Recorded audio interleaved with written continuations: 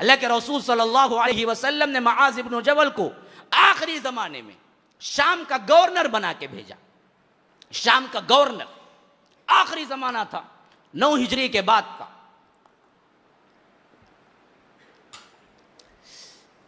अल्लाह के रसूल पैदल चले, हजरत मुआज़ इब्न जबल सवार थे।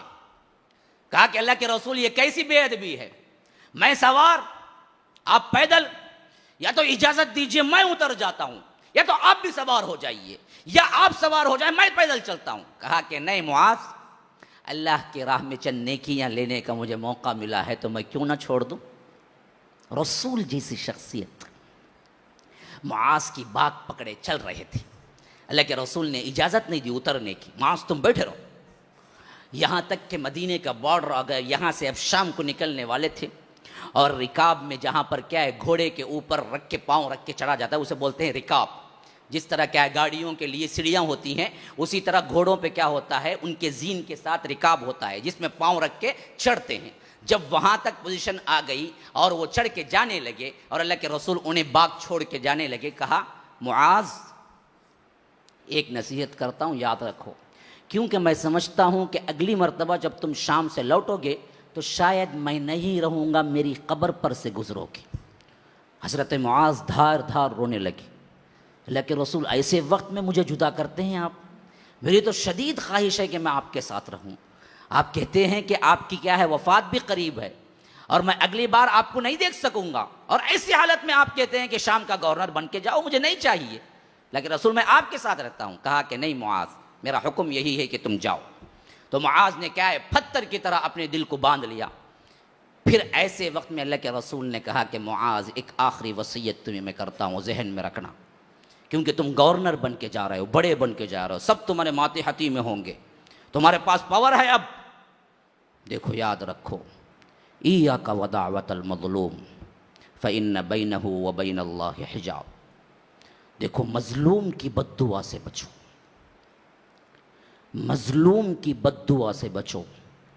खा काफिर हो, खा मुशरिक हो, खा मुल्हिद हो, खा कोई भी मजहब का मानने वाला हो, खा मुसलमान हो या नहीं हो, अल्लाह और उसके दुआ के दरमियान कोई हिजाब नहीं होता। अल्लाह फौरन कबूल करता है,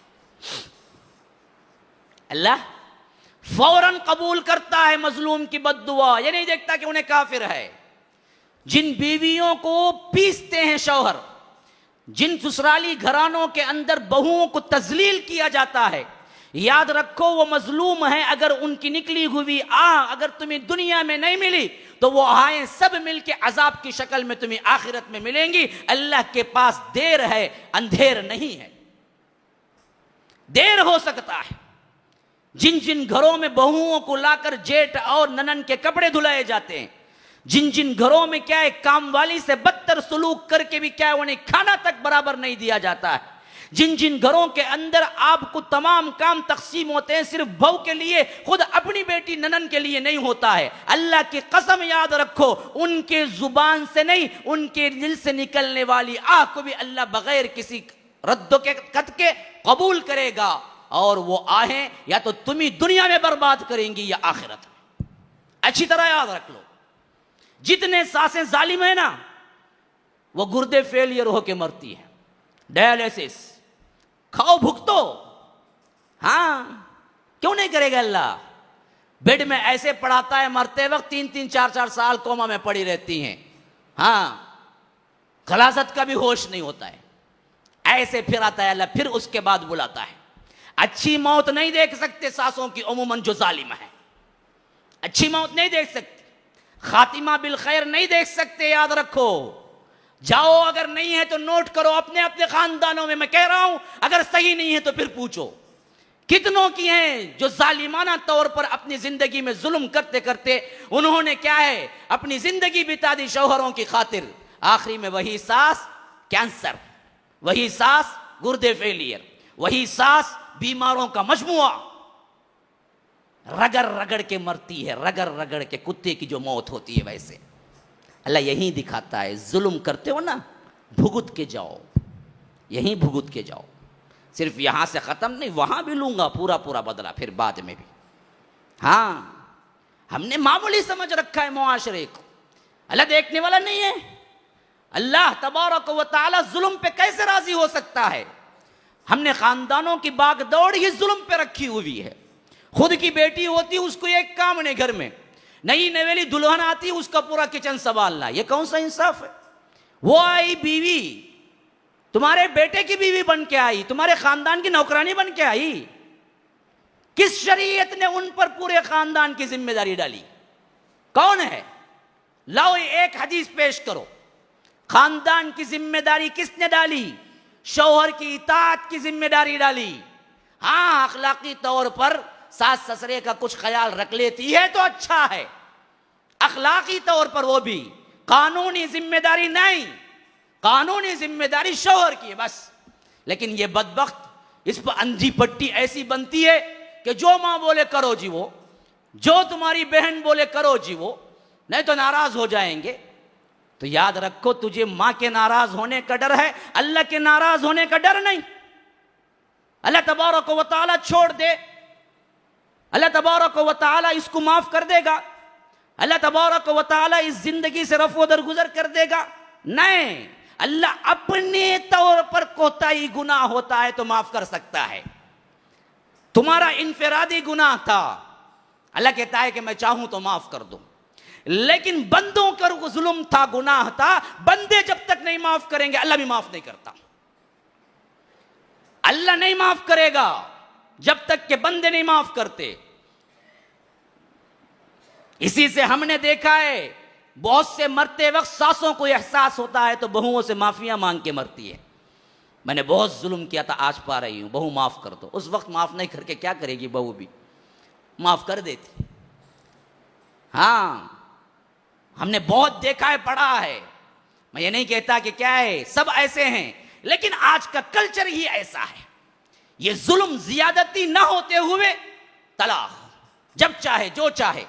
ये बदबख्त है, ये बदनिगाह है, ये रात भर किसी के पीछे फिरता है, ये मासूम सी औरत इसके बच्चों को संभाल के इसके रात के आने तक तकती रहती है, लेकिन बेवकूफ आके इस पे चिल्लाता है, इस पे गर्म होता है और नौबत यहां तक पहुंचती है कि जाओ तलाक तुम्हें।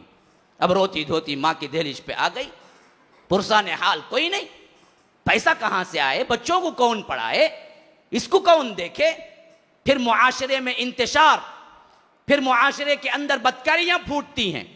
औरत जाए तो कहां जाए, मुतल्लका जाए तो कहां जाए, कौन पनाह देने के लिए तैयार है? बगैर अपनी लज्जत के एक पैसा खर्चा करने के लिए तैयार नहीं है मर्द।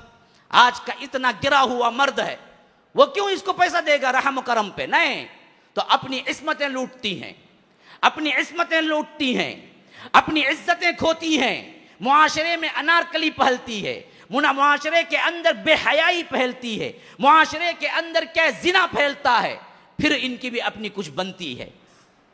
तब तक के दिल सियाह हो चुका होता है दोनों का। लेकिन वजह कौन बना? मर्द। अगर ये बदबख्त तलाक न देता तो इस मासूम सी बच्ची जो आज जानी बन चुकी है, एक घरवाली बन के जिंदगी गुजार रही होती।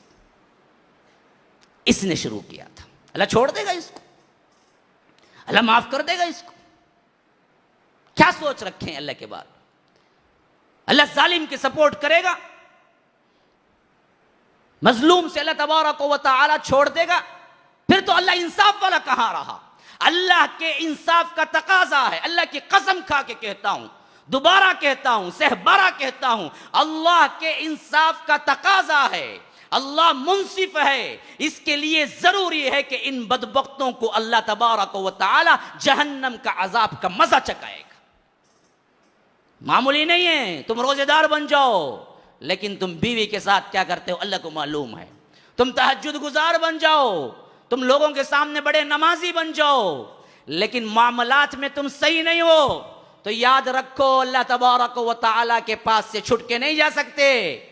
अल्लाह तबारक व तआला तुम्हारी नमाजों से धोखा नहीं खा सकता। वो जाओ किसी दूसरे मुसलमानों को धोखा दो। अल्लाह तबारक व तआला के सामने हर चीज आया है। रात के पर्दे में तुम क्या करते हो, दिन के उजाले में तुम क्या करते हो, वो सब कुछ मालूम है। ये जुल्म की इंतहाएं हैं मुसलमानों, जो हमारे रिवाज में, हमारे इसके अंदर खानदानों में बरसा बरस से चले आ रहे हैं, कोई पूछने वाला नहीं। शादियां होती हैं, टूटती हैं, बस एक गया गुजरा वाकया बन गया। सुनते हैं अच्छा वैसा होगा कि तलाक दे रहा उन्हें, उन्हें वैसा जीव नहीं, कितने की शादी कर दे रहा तलाक। पकड़ो उसको, मारो उसको। हमारे खानदान की बहू बेटियों के साथ खेलता है, कोई उसको पूछने वाला नहीं। ये असल में हमारी मुर्दा होने की अलामत है। हमारे बेटियों पे जुल्म हो, हमारे बहुओं पे जुल्म हो, हमारे खानदान मुंतशिर हो, हमारे बेटियां इस्मत दरी और इस्मत को बेच रही हों, हमारी बेटियां जानिया बन रही हों, और उम्मत के नौजवानों को ख्याल तक न गुजरे कि उम्मत की बेटियां कहां जा रही हैं, फिर तो उम्मत कहलाने के काबिल नहीं, इंसान भी कहलाने के काबिल नहीं, जानवरों से बदतर कहला। उलाइका कल अनआम बल हुम अदल, जानवरों से भी बदतर जिंदगी गुजार रहे हैं। ये कैसी जिंदगी है